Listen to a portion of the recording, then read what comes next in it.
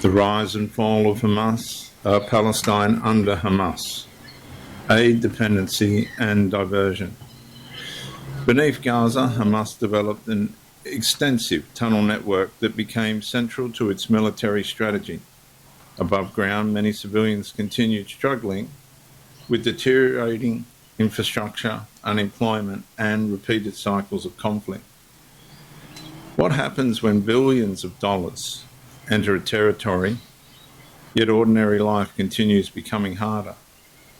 International aid was intended to sustain civilian life, but the long-running conflict created continual debate over how much assistance reached its intended purpose and how much directly or indirectly strengthened Hamas's rule.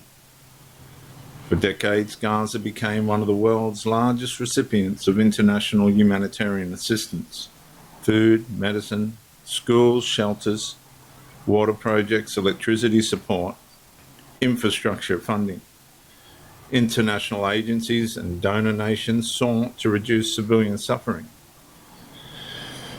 Much of this assistance unquestionably did benefit ordinary Palestinians. Hospitals continued operating, families received food, children attended schools. Essential services remained functioning because humanitarian organisations continued their work. But it was dual work. Another reality developed alongside it.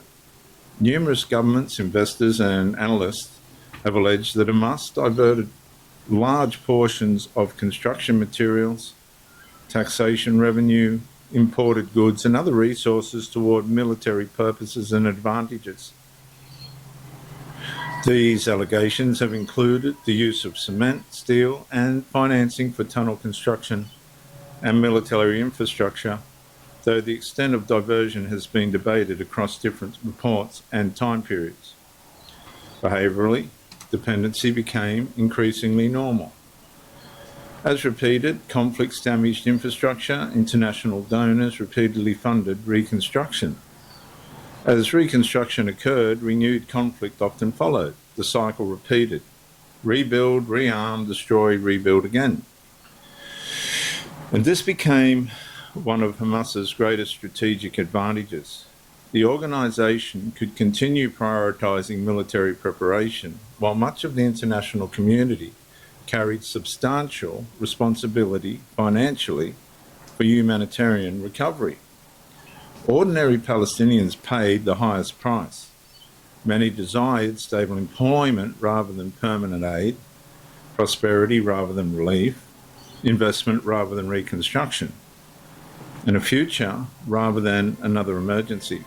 Instead, dependency increasingly became woven into the structure of daily life.